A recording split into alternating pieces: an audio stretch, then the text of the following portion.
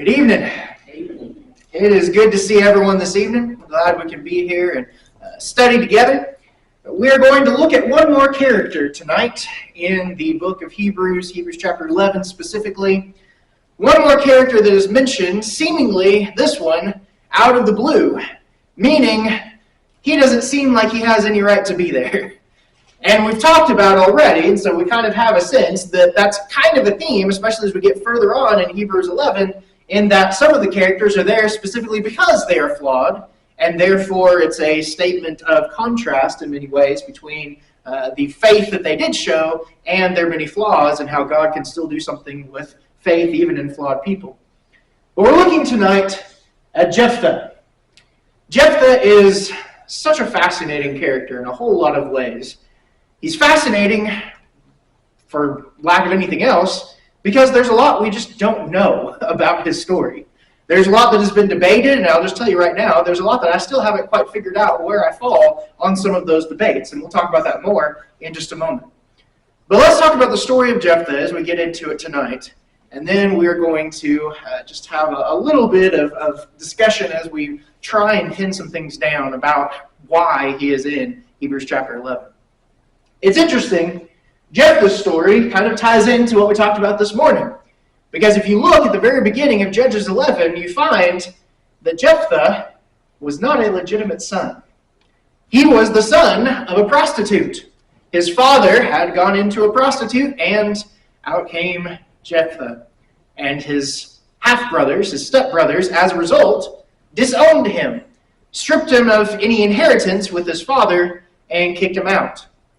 It's interesting also to note that what he did as a result of being kicked out was he went to kind of a more remote area and basically gathered a band of people around him and became what amounts to a bandit chief.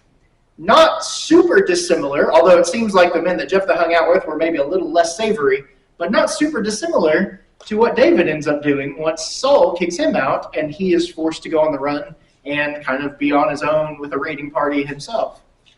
But Jephthah has this origin, and so he is displaced, but in this displacement, it seems, he still manages to make a name for himself. We are told, and yes, I know this is completely inaccurate from a historical perspective in terms of the armor and weapons and everything, best I could get it. But we're told that he becomes a very good warrior, very proficient in warfare. Of course, you kind of have to be, when that's basically the only way that you survive in this case. But he becomes very proficient in warfare as, essentially, as we said, kind of a bandit chief.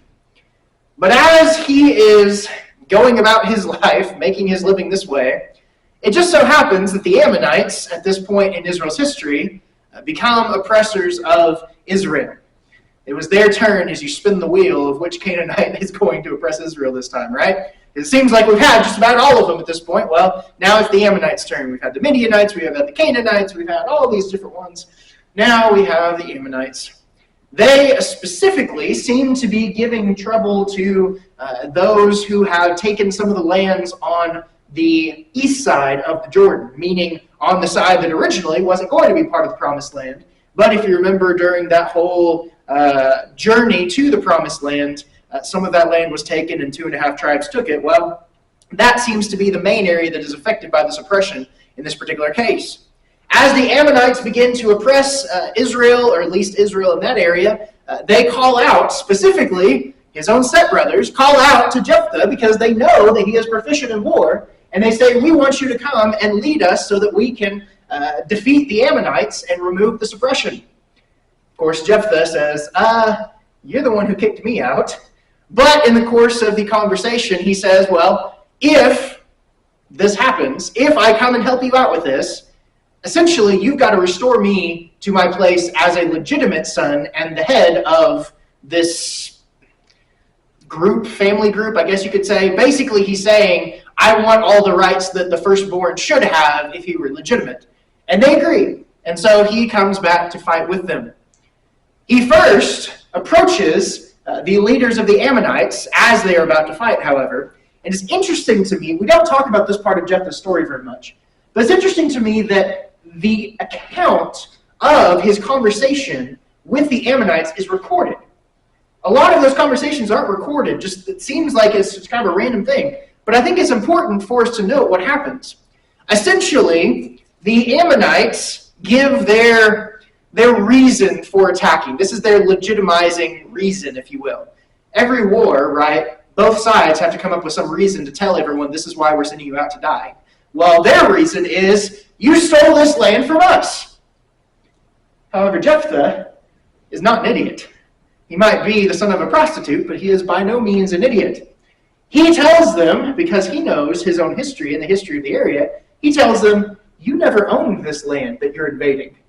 Yes, there were Moabites who owned it. Yes, there were Amorites that owned it. But Ammonites never owned this land that you are raiding. We took it from them, and we didn't take it from them because we invaded even. We took it from them because we had asked for free passage through, or rather safe passage through the land just to get to the other side of the Jordan, and the kings denied it to us and attacked us, and therefore we had to defend ourselves, and in the process ended up with the land because we were the ones who were attacked. We were not the aggressors. So in every aspect of what we're talking about here, you don't actually have a claim on this land. And we've been here, by the way, for about 300 years now. Why haven't you spoken up till then if you actually had a legitimate claim? In fact, as he wraps up his conversation with the Ammonites, he says, y'all believe that your gods give you whatever land you have, so why is it any different for us? Why is it any less legitimate if we say that our God gave us this land? Somehow that's unjust. Of course the Ammonites don't listen. That's not the point of propaganda for war, is it? It's not to actually be convinced of the right or the wrongness of it. It's to give people a reason to fight. But it is interesting to me that nonetheless this conversation is recorded and Jephthah sets the record straight on what the actual history is here.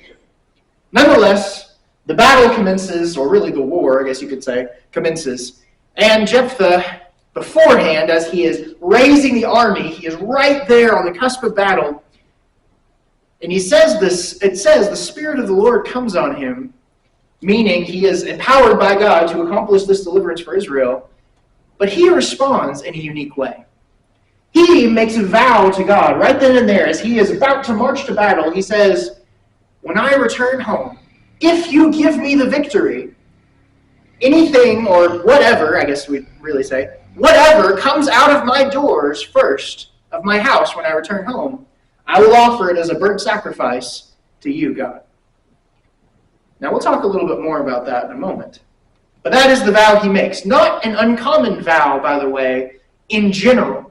Maybe the part about the doors of my house specifically was a little bit unusual, maybe. But the idea of, if you give me victory, I will make a sacrifice in your name, extremely common, not just in Israel, but in all of the religious circles in the ancient world. Very, very common practice.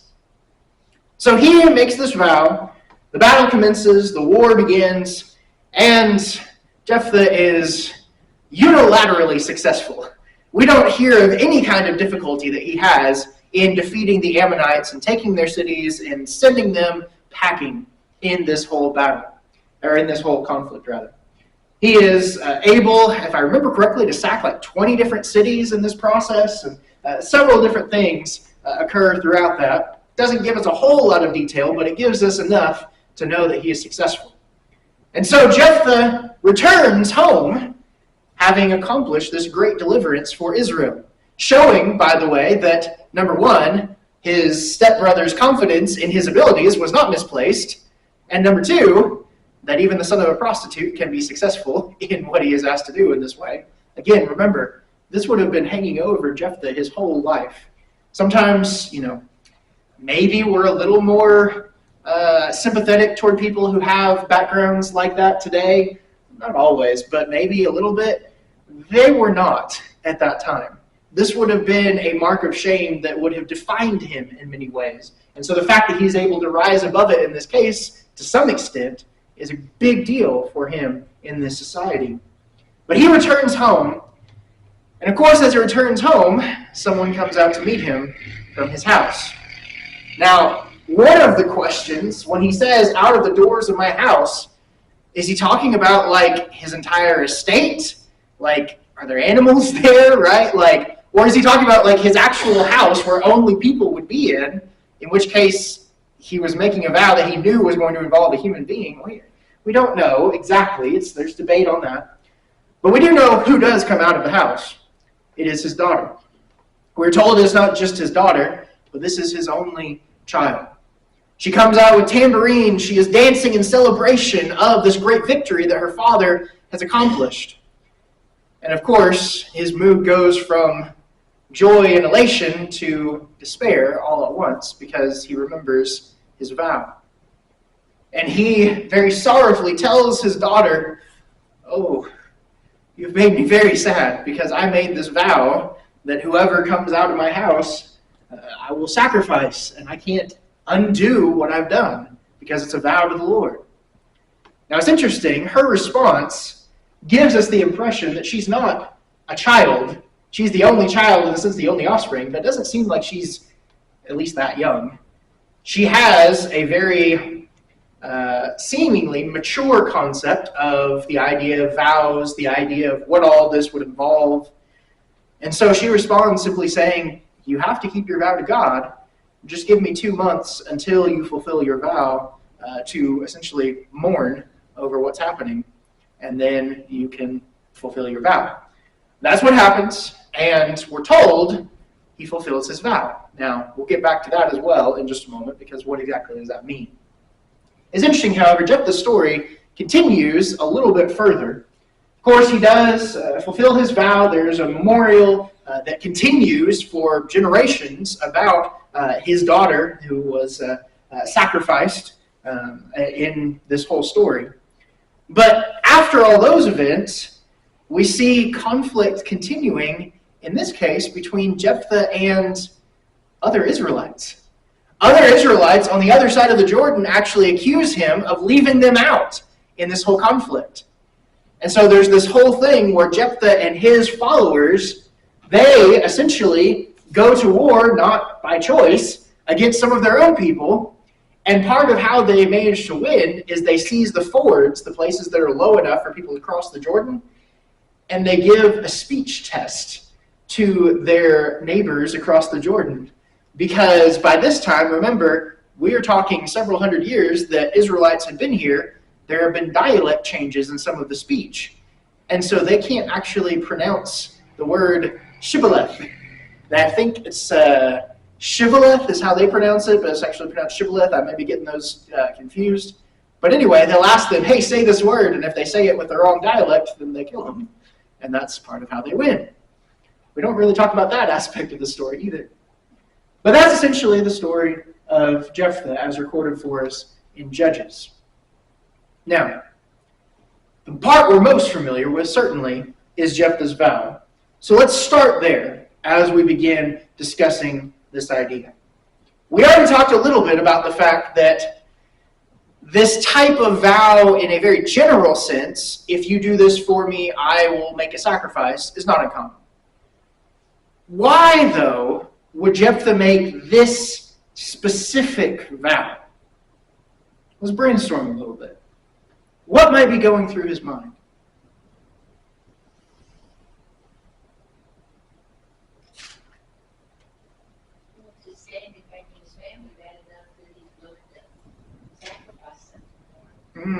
Okay, very good. Remember, this isn't just he wants to win a battle. This is everything to him.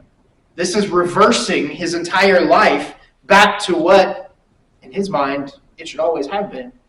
So there is perhaps a sense of desperation. I'm willing to do whatever it takes. Very good. What else? Why would he make a vow like this?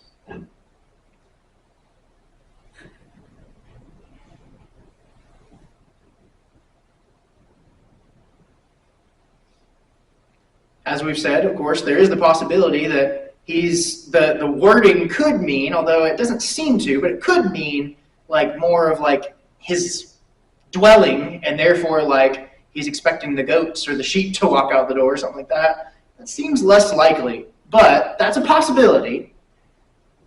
But why else would Jephthah make a vow like this?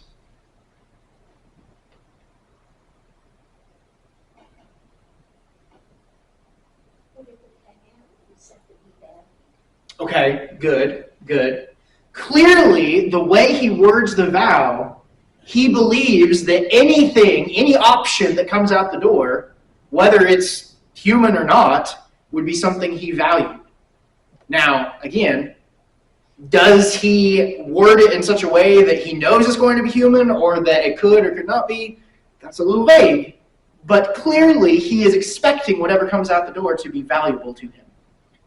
What does that tell us about him then? Not only the desperation to accomplish this, to be restored to his position, it also tells him that, or it tells us rather, that he believes God is the one who can accomplish it, right? That he believes God is worth giving something of value to accomplish this. What else? Why would Jephthah make such a vow?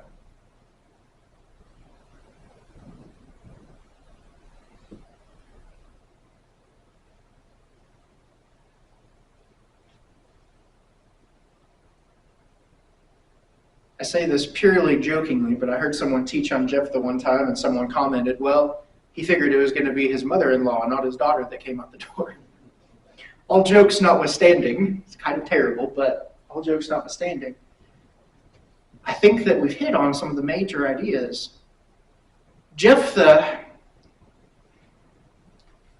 is thinking in terms of a trade here.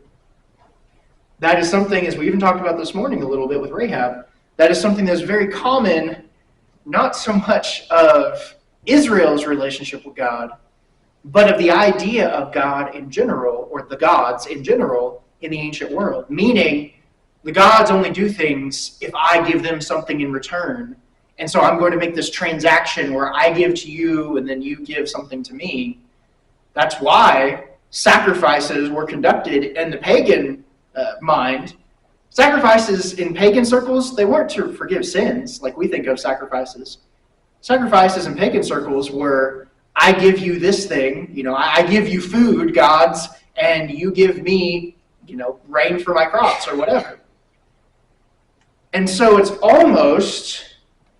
almost like Jephthah understands that this is the right God to pray to, but doesn't understand this God enough to know how to actually approach him and what kind of God he's actually praying to. It's very interesting because at this point, as we've already established, and Jephthah himself says, we're centuries into Israel being there. How does Israel's spiritual state progress the longer they are in Canaan once Joshua brings them in?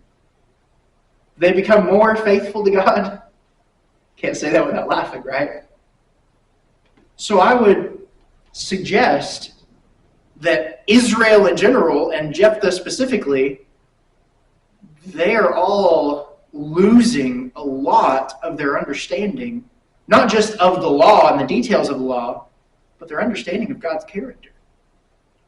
And I think that also plays a part in this. So, let's talk for a moment. I don't have the question up here. But let's talk for just a moment, because this is one of the big questions that's debated as well, before we get to another main idea that I want to think about what it means that Jephthah sacrificed his daughter. He went through with the sacrifice. There are two camps, if you will, in this debate.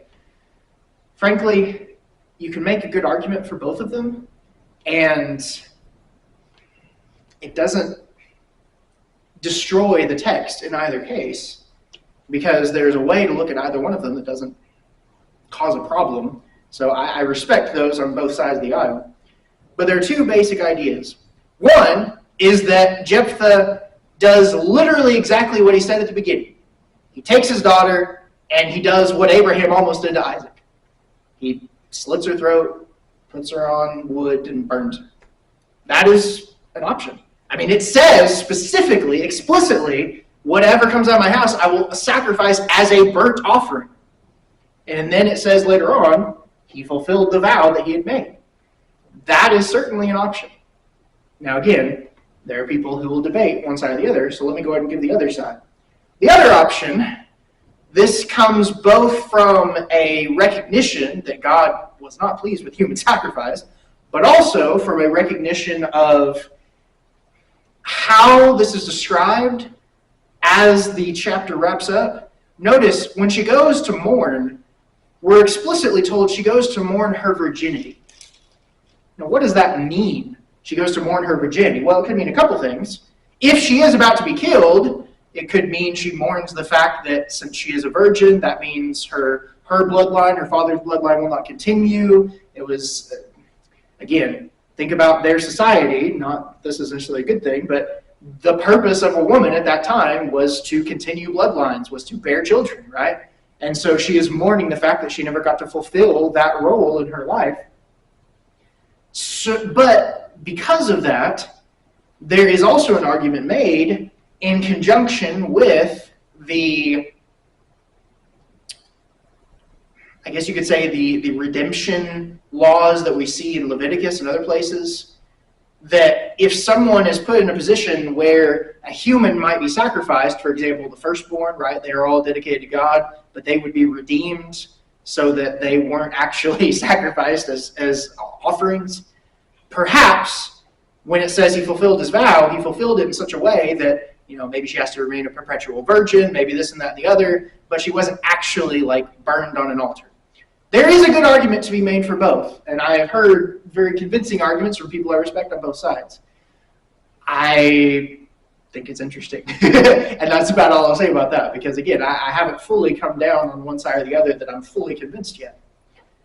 But in any case, whatever the situation, it was a tremendous sacrifice, both for Jephthah and for his daughter. Because, at the very least, his bloodline stops, and she is put in a perpetual state of something that would be considered not necessarily shameful as much as just hampering her ability to live a life.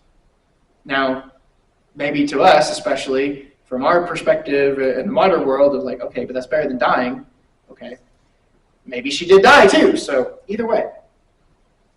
But that's what brings us really to this.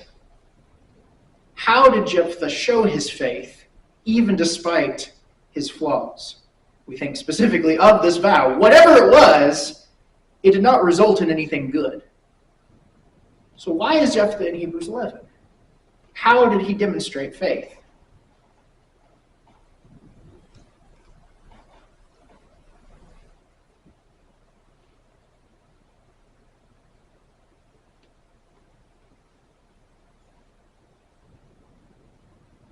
Also, one note that I will make. If Jephthah did literally burn his daughter on an altar, that doesn't mean God was pleased with that, just because he did it in God's name. People do things in God's name all the time. So I will make that note. But how did Jephthah show his faith?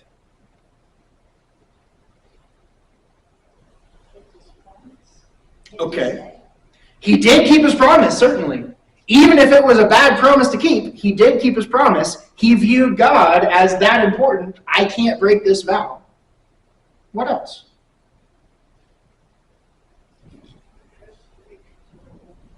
Okay. As we said with Gideon, for example, Gideon was afraid the entire time. Barak, similar situation. He didn't want to be in a leadership position. He wanted Deborah there with him. And yet, all these characters, they went to battle. They went to battle against a superior enemy. And all of them, Jephthah included, said, God's the one who can give me the power to win. That is a demonstration of faith. What else?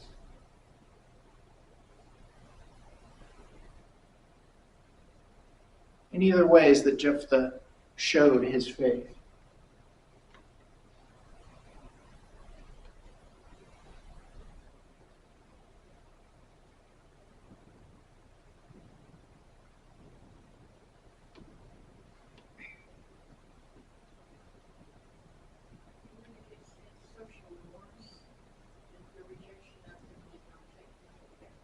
Okay, good. He recognized that there were some things, some rules that he could break in a sense. Very good. But I will say, I think that the main way, and probably why he's included in Judges chapter 11, is because he trusted in God to give him the victory in battle. God gave him the victory in battle, demonstration of faith, similar to some of the other ones.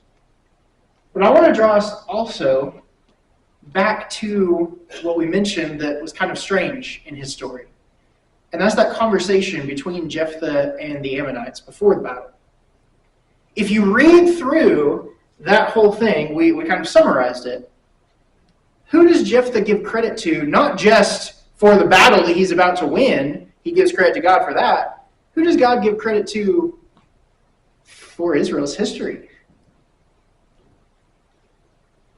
He gives credit to God. He says Yahweh is the one who gave us the victory, who gave us this land, who brought us here. And he trusts Yahweh to do the same thing again. And not only that, but as he is having this conversation, he is contrasting their God with the God of the Ammonites, meaning the one true God, with the God of the Ammonites. And the very fact that he knows this history tells us a little something about him. Now, probably would have been common knowledge in many ways that would have been passed down through the generations among Israel. But he still refers back to what God had done as a reference point for what he was about to do. I don't think that's insignificant. The fact that the story, or rather the conversation, is recorded in this story for us, it's there for a reason. I think that's interesting as well. So, as with all these other characters, we certainly see Jephthah making mistakes. By the way, if you have any insights into some of those debated things within Jephthah's story, I'd love to talk more about that. But he certainly made mistakes, no matter what all the details are, what all the specifics are that we're not told maybe as in detail as we would like. I would say that similar in some ways to Samson, although for different reasons, the story of Jephthah is a tragedy, even though it is also a victory. But at every point, whenever he is talking to the Ammonites, whenever he is on his way to battle, and whenever he is faced with whether or not to fulfill the vow he made to God, he still puts his faith in God at each of those moments. So yes, I would argue, as a very, very flawed man, once again, we do see faith being demonstrated. Imperfect faith, yes. Misguided faith, perhaps even at times, possibly.